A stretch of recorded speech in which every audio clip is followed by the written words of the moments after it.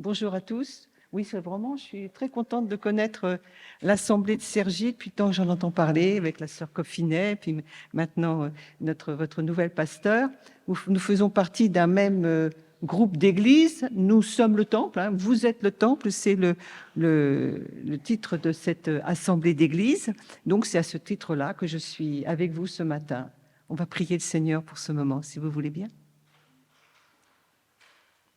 Bien-aimé Seigneur, dans le nom de Jésus-Christ, vraiment, nous te remercions pour le privilège de pouvoir être assemblés ce matin en ton nom, de pouvoir, Seigneur, nous approcher de ta parole, la méditer, la partager. Seigneur, que ton Saint-Esprit soit là parmi nous pour nous éclairer individuellement, pour que chacun de nous, personnellement, reçoive ce que tu as à lui dire.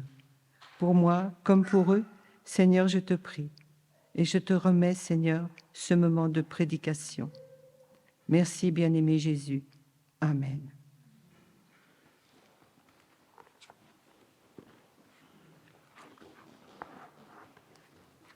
Ah, il y a des auditeurs attentifs et pressés de venir entendre la parole. Alors, ce matin, nous sommes réunis, nous sommes tous des chrétiens. Nous avons tous, normalement, la foi. Mais peut-on se poser cette question, avons-nous le droit de douter? C'est le thème que m'a proposé votre gentil pasteur pour ce matin, le thème, je pense, général à nos églises. Et pour parler de ce sujet, je vous propose donc de lire un passage de l'évangile de Jean qui se trouve au chapitre 10, les versets 22 à 30. Je crois qu'il s'affiche. Si la version est un petit peu différente, je pense que vous allez corriger. On célébrait alors à Jérusalem la fête de la dédicace. C'était l'hiver. Jésus marchait dans le temple sous le portique de Salomon. Les Juifs l'entourèrent et lui dirent : « Jusqu'à quand nous laisseras-tu dans l'incertitude ? Si tu es le Christ, le Messie, dis-le-nous franchement. » Jésus leur répondit : « Je vous l'ai dit et vous ne croyez pas. Les œuvres que je fais au nom de mon Père témoignent en ma faveur, mais vous ne croyez pas parce que vous ne faites pas partie de mes brebis. Mes brebis écoutent ma voix, je les connais et elles me suivent. Je leur donne la vie éternelle. Elles ne périront jamais et personne ne pourra les arracher de ma main. Mon Père qui me les a donnés est plus grand que tous et personne ne peut les arracher à la main de mon Père. Le Père et moi, nous sommes un. »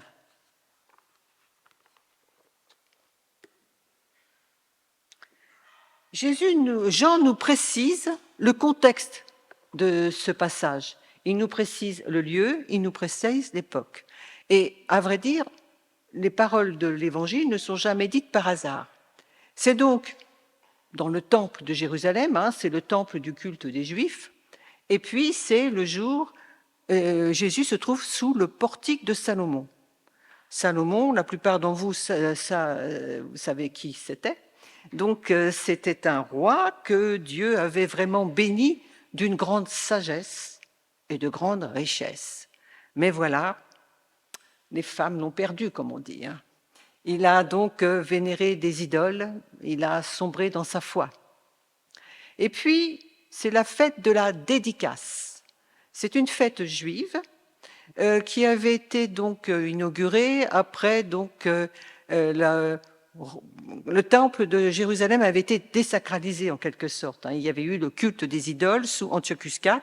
On peut lire ça dans le livre des Maccabées, un livre qu'on ne lit pas très souvent, enfin donc c'est historique. Et donc pour de nouveau rendre le temple saint, on avait donc nettoyé, rejeté les idoles, on les avait brûlées, et donc on fête la fête de la dédicace pour se rappeler de cet événement. Donc, Ces deux détails nous parlent d'une chute spirituelle, mais aussi d'un rétablissement. Et je peux dire que c'est ce que Jésus est venu apporter. Jésus, donc, en bon juif, va au temple le jour de la fête de la dédicace. Il semble seul. On ne nous parle pas des apôtres, là. Hein. Il semble seul et voici que les pharisiens, les religieux, l'interrogent. Ils s'opposent à lui. Ils l'encerclent. Ils le harcèlent de questions. L'ambiance est tendue. On verra même plus loin qu'ils deviennent menaçants. Leur question est pressante. Jusque à quand nous tiendras-tu en suspens? Et si tu es le Christ, si tu es le Messie, dis-le-nous franchement. Sommes-nous face à des gens qui doutent? Je crois qu'ils sont animés par un sentiment plus fort que le doute. Parce que le doute, il peut conduire à une conviction. Là, les pharisiens sont déjà, on va dire, convaincus d'avance. Et ils sont malheureusement demeurés incrédules. Mais étaient-ils voués à l'incrédulité? Le reste du texte que nous venons de lire pourrait nous y faire penser. C'est un petit peu... je vous le relis. Vous ne croyez pas parce que vous n'êtes pas de mes brebis. Mes brebis entendent ma voix, je les connais et elles me suivent. Moi, je dis que cette parole de Jésus, elle est dérangeante. Elle nous fait un peu penser à cette théorie de la prédestination. C'est-à-dire que certains prêchent, pensent, qu'on serait prédestiné à être sauvé ou pas. Sauvé d'avance ou perdu d'avance. Or, si nous sommes convaincus de l'amour de Dieu et de sa justice, moi je trouve que ça nous révolte. Pas vous? Prédestiné d'avance à l'incrédulité. Et si on reprenait la réponse de Jésus dans l'autre sens? Reprenons l'image du bon berger. Jésus donc se présente comme le bon berger. Il va donc aller appeler des brebis qui sont dans une bergerie. Elles sont parquées dans une bergerie. Elles sont enfermées dans la bergerie. Là, le portier leur ouvre, le Saint-Esprit, on va dire. C'est-à-dire qu'il permet que Jésus parle, que Jésus annonce. Certaines l'entendent, elles entendent le message, elles y croient, elles sortent. On veut dire qu'elles sortent de leurs conditions d'enfermement. Elles vont à sa suite. Elles vont donc rejoindre son troupeau. Puis il y en a d'autres qui, bien qu'elles entendent, n'écoutent pas peut-être et ne croient pas. Elles préfèrent rester dans l'enfermement de la bergerie. Et là, si on prend les pharisiens, dans l'enfermement de leur culture, de leur religion, du qu'en dira-t-on, on va dire. Ils ne restent dans la bergerie, ils restent dans leur incrédulité. Or, le doute n'est pas incrédulité. J'ai pris le petit Larousse, le dictionnaire. Alors, il nous indique que le doute est l'état d'incertitude sur la réalité d'un fait, sur l'exactitude d'une déclaration, je vais dire d'une prédication, pourquoi pas, un manque de confiance dans la sincérité de quelqu'un. Douter de quelqu'un, c'est pas avoir confiance en lui. Le doute est donc proche de l'incrédulité, mais il n'est pas incrédulité. Douter, ce n'est pas rejeter d'office ce qui peut nous sembler bizarre, ce qui peut même nous choquer, ce qu'on n'a pas l'habitude d'entendre. Ce doute, il peut être amorcé, on va dire, par les paroles, par exemple, des gens qu'on peut fréquenter. Des gens qui peuvent nous poser des questions dérangeantes. Dites donc, si Dieu était Dieu, s'il était bon, il ne permettrait pas. Ce sont des questions que peut-être on peut se poser.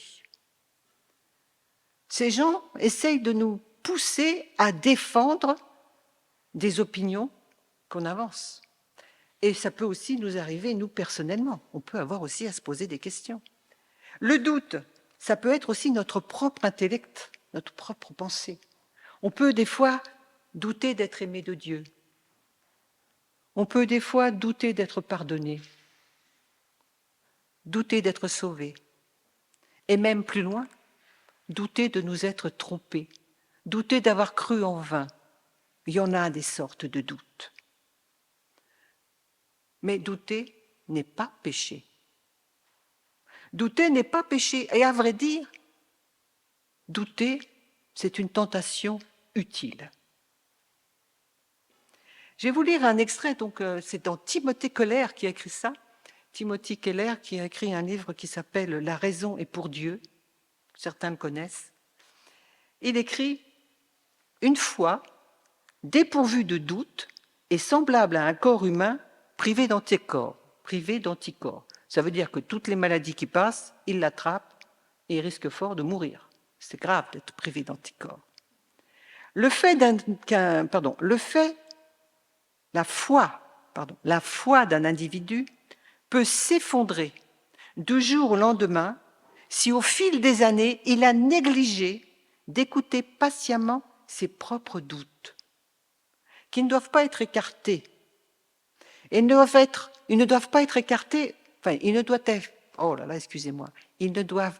écartés qu'après réflexion. Les croyants doivent reconnaître l'existence des doutes, mais ils doivent les examiner attentivement. Le doute est nécessaire. Le doute est utile, mais je dirais qu'il doit être temporaire. Il ne faut quand même pas rester tout le temps dans le doute.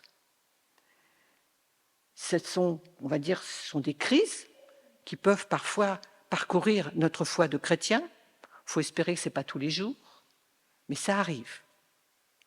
Et il ne faut pas que cela perdure. Jacques écrit. En ce moment, petite parenthèse, dans notre partage biblique, nous étudions l'épître de Jacques.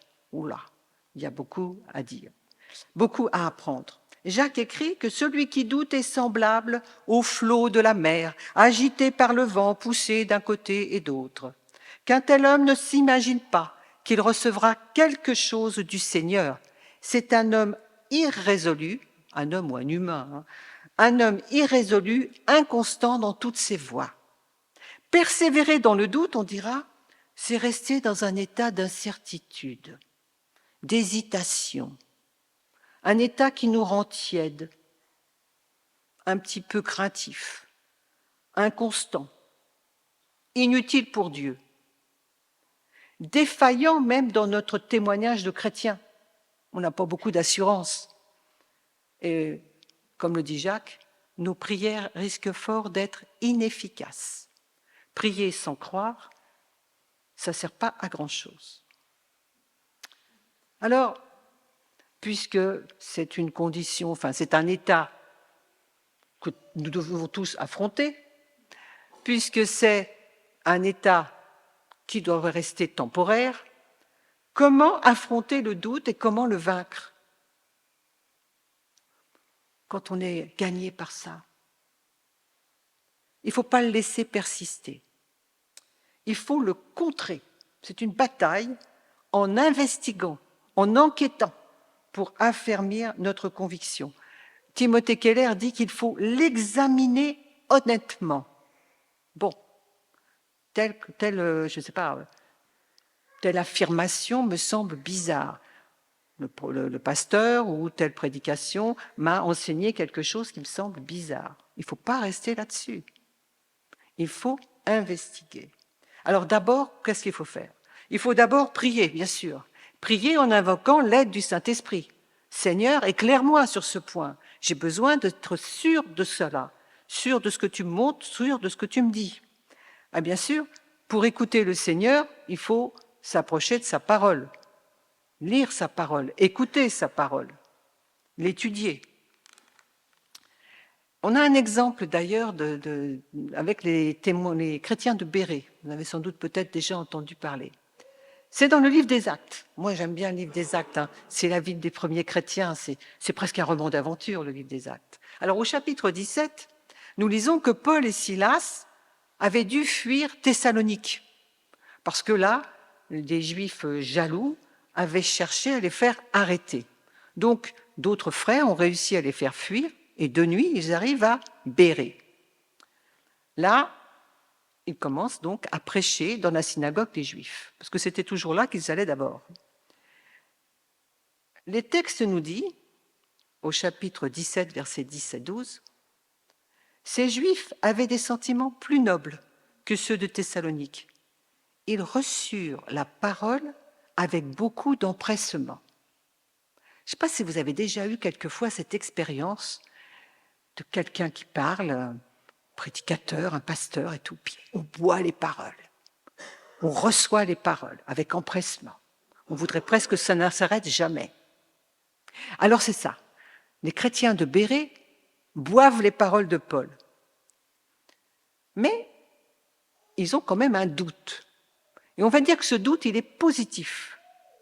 Ils ne se sont pas arrêtés au sentiment d'incertitude et de perplexité. Parce qu'il ne faut pas oublier que Paul, il parle à des Juifs, que Paul leur dit que la loi ne va pas les sauver, que Paul leur annonce que le Messie est arrivé. Donc ça peut provoquer, on va le dire, de l'étonnement, peut-être même de l'opposition. Alors, il nous est dit qu'ils reçoivent d'abord la parole avec beaucoup d'empressement. Le texte, grec, qui parle de entendre, d'écouter, comme les brebis qui entendent la voix du berger, c'est le verbe akouo. C'est pas entendre un bruit, vous savez, le bruit d'un moteur ou le bruit d'une foule. C'est entendre avec attention, c'est écouter, c'est prêter attention à ce qui est dit. Et c'est ce qu'ont fait les chrétiens de Bérée. Ensuite, pour que le doute ne subsiste pas, ils ont fait une chose très importante. Non seulement ils ont écouté, mais ils ont cherché. Il est dit qu'ils examinaient chaque jour, parce que Paul il est resté quelque temps, chaque jour les Écritures pour voir si ce qu'on leur disait était vrai. Est-ce qu'on fait ça? Moi, ça m'est peut-être quelquefois arrivé quand j'entends quand même un message qui m'étonne, je note le passage, puis l'après-midi, je vais quand même regarder si c'est bien ou pas, enfin si c'est juste ou pas. C'est pas toujours juste, mais c'est quelquefois bien. Et ça me rappelle qu'on ne connaît pas tout. Donc c'est un travail, je vais dire, inévitable, mais surtout indispensable. Vérifier dans les Écritures si ce qu'on nous dit à l'Église, à la radio, dans les messages sur Internet, si c'est vrai. Et puis, voir. C'est-à-dire reconnaître les bienfaits ou les miracles de Dieu.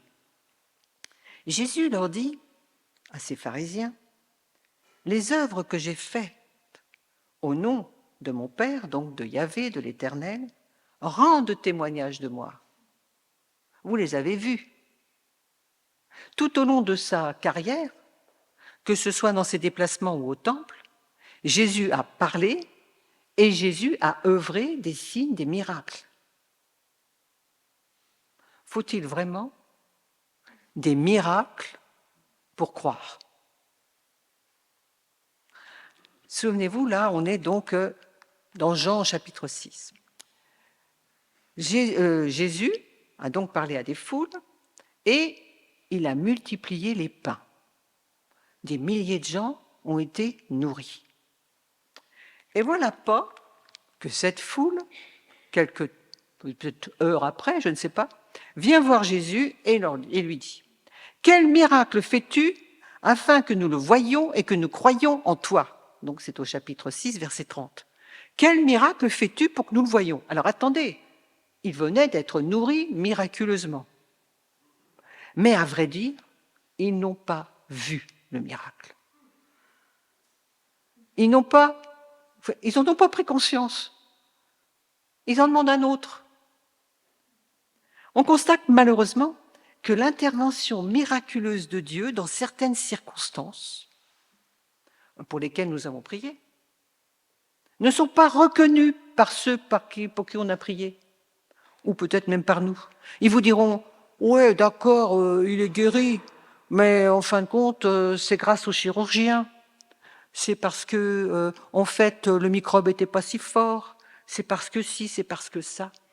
Bien que ce soit Dieu qui soit intervenu, ils ne le reconnaissent pas. Ou dans d'autres situations. On peut voir un miracle et ne pas le réaliser. Le miracle ne crée donc pas la foi. D'ailleurs, regardez, ce peuple d'Israël, cette foule qui avait vu tant de miracles, qui même acclamait Jésus en croyant qu'il était le libérateur, voilà pas qu'ils vont réclamer sa mort. Non seulement le miracle n'a pas provoqué leur foi, mais en plus il a créé des réactions d'opposition, de jalousie, jusqu'à aller tuer celui qui leur avait fait du bien. Douter n'est pas péché. C'est une expérience nécessaire pour affermir notre foi. Mais je dirais, je ne sais pas si vous l'avez peut-être pas vu, vous, l'annonce du thème de ce mois de notre communauté d'église. Vous l'avez pas vu? Vous regarderez sur Internet. Alors, ça représente un cimetière, et puis devant, il y a une pancarte « Ne pas stationner ». Ne pas stationner, dépose minute. Alors je dirais que pour le doute, c'est parfait, c'est pareil. Il ne faut pas stationner dans le doute. Il ne faut pas rester dans le doute. Il faut aller au bout. Interroger le pasteur, regarder dans la Bible, prier, invoquer le Seigneur, je dirais presque lui tirer le manteau, dis donc, je ne comprends pas, pourquoi ça, pourquoi ça. Il ne faut pas avoir peur. D'ailleurs, si vous lisez les psaumes, David et les psalmistes sont tout le temps en train de parler de leurs doutes. Pourquoi le méchant progresse-t-il? Pourquoi ci, pourquoi ça? Le doute fait partie de notre vie de croyant, mais on ne doit pas rester stationné dans le doute. Vous avez vu, il y a un cimetière de l'autre côté. C'est pas très... On a un exemple encore. Souvenez-vous de Pierre. Donc Jésus, justement, il a multiplié les pains, et puis après, il reste, il monte dans la montagne pour prier, pour être un peu seul. Avec toute cette foule, il avait besoin un peu de solitude. Et voilà, il leur dit, allez, traversez, allez de l'autre côté. Ils partent, donc les apôtres partent sur la barque, puis ils n'avancent pas parce qu'il y a du vent et tout d'un coup, ils voient Jésus qui arrive marchant sur les eaux. Ils ont peur. Je veux dire, n'importe qui aurait eu peur. Ils croyaient que c'était un fantôme. Et Pierre lui dit, si c'est toi, ordonne que je vienne à ta rencontre. Ok, vas-y. Il embarque, donc il passe au-dessus de là, il commence à marcher, et forcément, il doute. Enfin, je ne veux pas l'accuser. Personnellement, je ne veux pas lui jeter la pierre, parce que vraiment, en plus, il y avait de la tempête et tout, il doute. Et donc, il sombre. Est-ce qu'il s'est noyé? Non. Il a douté, il a sombré, mais Jésus a tendu son bras. Jésus l'a saisi. Jésus l'a ressorti. Il est remonté dans la barque. Jésus lui a dit, « Pourquoi as-tu, homme de peu de foi, pourquoi as-tu douté ?» Est-ce que Jésus le condamne? Est-ce qu'il le laisse se noyer? Non. Il tend le bras et il le secourt. C'est une leçon pour nous. On va tous, un jour ou l'autre, et on a déjà été, assaillis par le doute. On pourrait sombrer, on pourrait perdre la foi. Mais on est de ces brebis, nous. On écoute sa voix et on le suit. Alors, il ne faut pas se laisser décourager. Il faut croire que le doute peut être utile, mais ce n'est pas de l'incrédulité, ce n'est pas du péché. C'est simplement un moyen de fortifier notre foi, d'être sûr de ce en quoi nous croyons, sûr de ce que nous annonçons et de pouvoir répondre à ceux qui nous interrogent. Ne doutons plus, notre Seigneur est fidèle, notre Seigneur est bon, son amour est immense, notre Seigneur Jésus-Christ est Seigneur, Dieu. Le Père et moi, nous sommes un et il nous secourt. Loué soit son nom. Loué soit le nom du Seigneur, bien plus. Amen.